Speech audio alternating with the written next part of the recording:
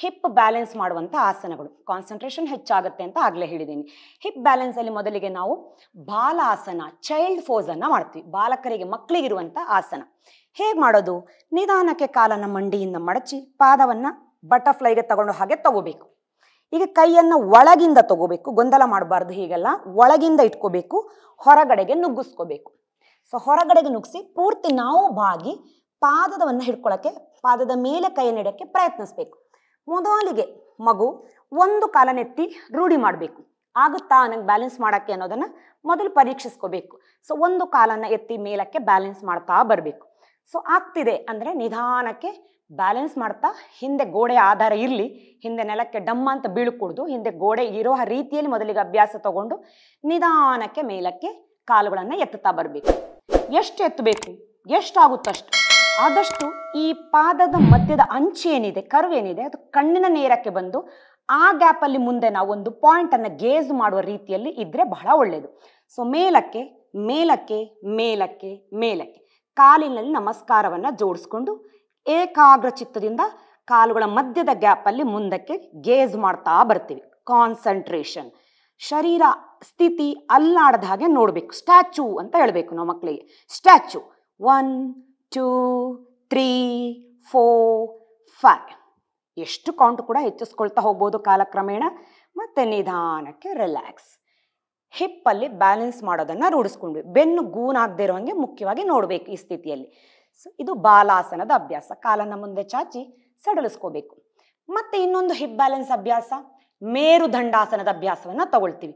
ಇದು ಲಿವರ್ನ ಸಮಸ್ಯೆಗೆ ಬಹಳ ಚೆನ್ನಾಗಿರುವ ಅಭ್ಯಾಸ. ಜಾಯಿಂಟೀಸ್ ಎಲ್ಲ ಆಗೋದಕ್ಕೆ ಬಹಳ ಚೆನ್ನಾಗಿರುವಂತ ಪ್ರಾಕ್ಟೀಸ್ ಆಗಿರುತ್ತೆ. ಹೊಟ್ಟೆಯ ಅವಯವಗಳನ್ನ ಚುರುಕಾಗಿಸುತ್ತೆ. ಯೂಟ್ರಸ್ ಪೋರ್ಷನ್ ಹೆಣ್ಮಕ್ಳಲ್ಲಿ ಚುರುಕಾಗಿಸೋದಕ್ಕೆ ಸಹಾಯಕ್ಕೆ ಬರುವಂತ ಅಭ್ಯಾಸ. ಸೇಮ್ ಇವಾಗ ಹೇಗೆ ಮಾಡಿದ್ರಿ ಹಾಗೆ ಪಾದವನ್ನ ಒಟ್ಟಿಗೆ ತಗೋತೀವಿ. ಈಗ ಬಿಡಿ ಬಿಡಿಯಾಗಿ ಅಂದ್ರೆ ರೆಸ್ಪೆಕ್ಟಿವ್ ಹ್ಯಾಂಡ್, ರೆಸ್ಪೆಕ್ಟಿವ್ ತಮ್ ಟೋ ಅನ್ನ, ಆಯಾಯ ಕಾಲಿನ ಹೆಬ್ಬೆರಳನ್ನ ಹಿಡ್ಕೋಬೇಕು. ಇಲ್ಲಿ ನಿಧಾನಕ್ಕೆ ಆಗಿನ ಹಾಗೆ ಒಂದು ಕಾಲನ್ನ ಮೇಲಕ್ಕೆತ್ತಿ ಬ್ಯಾಲೆನ್ಸ್ ಮಾಡಬೇಕು. ನಿಧಾನಕ್ಕೆ ಹಾಗೆ ಬ್ಯಾಲೆನ್ಸ್ ಇದೆ ಅಂದ್ರೆ ಎರಡೂ ಕಾಲನ್ನ ಬಿಡಿಸಿ, ಮಂಡಿ ಹೀಗಿರುತ್ತೆ, ಬೆಂಡ್ ಆಗಿರುತ್ತೆ, ಅದನ್ನ ತಳ್ಳಿ ನೇರ ಮಾಡ್ಕೊಂಡು ಕೂತಲ್ಲೇನೆ ನಾವು ಹಿಂದಕ್ಕೆ ಹೀಗೆ ಗೂನಾಗಬಾರ್ದು. ಬೆನ್ನು ಸ್ಟ್ರೈಟ್, ಬ್ಯಾಕ್ ಸ್ಟ್ರೈಟ್ ಮಾಡಿ ಕಾಲನ್ನು ಅಗಲಿಸಿ ನಿಲ್ಲಿಸೋದಕ್ಕೆ ಪ್ರಯತ್ನಿಸ್ಬೇಕು. ದೃಷ್ಟಿ ಏಕಾಗ್ರ ಚಿತ್ತದಿಂದ ಕಣ್ಣಿನ ನೇರಕ್ಕೆ ಒಂದು ಪಾಯಿಂಟ್ ಅನ್ನ ನೋಡ್ತಾ ಇರ್ಬೇಕು. ಏಕಾಗ್ರತೆ ಮಾಡುವಂತ ಅಭ್ಯಾಸಗಳನ್ನ ಮಾಡಿ ಮಾಡಿನೇ ಏಕಾಗ್ರತೆ ಹೆಚ್ಚಿಸ್ಕೋಬೇಕೇ ವಿನಃ ಬೇರೆ ಪರಿಹಾರ ಇಲ್ಲ. 1 2 3 4 5. Relax relax. ವಿಶ್ರಾಂತಿ.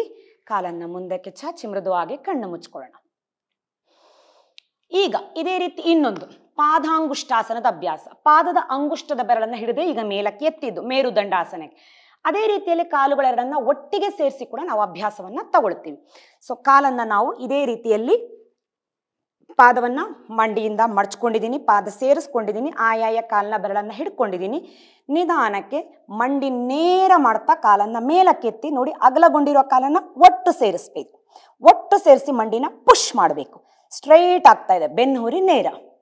ಸೊ ದೃಷ್ಟಿ ಈ ಕಡೆನಾದ್ರೂ ಒಂದು ಪಾಯಿಂಟ್ ಅನ್ನು ನೋಡ್ಬೋದು, ಅಥವಾ ಕಣ್ಣಿನ ನೇರಕ್ಕೆ ಒಂದು ಪಾಯಿಂಟ್ ಅನ್ನ ಗೇಜ್ ಮಾಡಬೇಕು. ಇಲ್ಲಿ ಶರೀರ ಆಡಿಸೋದು, ಶೇಕ್ ಆಗೋದು, ಬಿದ್ದಂಗಾಗೋದು, ಏಕಾಗ್ರತೆ ಕೊರತೆ ಇದೆ ನಮ್ಮಲ್ಲಿ ಅಂತ ಅರ್ಥ ಅದು. ಸೊ ಏಕಾಗ್ರ ಚಿತ್ತದಿಂದ ಸ್ಥಿರವಾಗಿ ಸ್ಟ್ಯಾಚು ರೀತಿಯಲ್ಲಿ ನಿಲ್ಲಿಸೋದನ್ನ ರೂಢಿ ಮಾಡ್ಕೊಳ್ತಾ ಬರಬೇಕು. 1 2 3 4 5. ಪಾದಾಂಗುಷ್ಟಾಸನದ ಅಭ್ಯಾಸದ ಪಾದದ ಅಂಗುಷ್ಟದ ಬೆರಳನ್ನ ಹಿಡಿದಿರುವಂಥದ್ದು. So relax. ಈ ರೀತಿ ಹಿಪ್ ಬ್ಯಾಲೆನ್ಸ್ ಮಾಡುವಂತ, ಕೂತು ಮಾಡುವಂತ ಸುಲಭದ ಅಭ್ಯಾಸಗಳಲ್ಲಿ ಕೂಡ ಮಕ್ಕಳ ಕಾನ್ಸಂಟ್ರೇಷನ್ ಹೆಚ್ಚಿಸ್ತಾ ಹೋಗ್ಬೋದು. ಇವತ್ತು 2-3 ಅಭ್ಯಾಸವನ್ನ ನೋಡಿದ್ವಿ, ಒಂದು ವ್ಯಾಯಾಮವನ್ನ ಕೂಡ ನೋಡಿದ್ವಿ. ಇಂದಿನ ಸಂಚಿಕೆ ನಿಮಗೆ ತುಂಬಾ ಇಷ್ಟ ಆಗಿದೆ ಅಂತ ಭಾವಿಸ್ತೀನಿ. ಹೀಗೆ ನಿರಂತರವಾಗಿ ಮುಂದಿನ ಅಭ್ಯಾಸಗಳನ್ನ, ವಿಶೇಷ ಅಭ್ಯಾಸಗಳನ್ನ ನಮ್ಮ ಸಂಚಿಕೆಯಲ್ಲಿ ನೋಡ್ತಾ ಇರಿ. ಅಲ್ಲಿವರೆಗೆ ಸಿಗೋಣ. ಧನ್ಯವಾದಗಳು.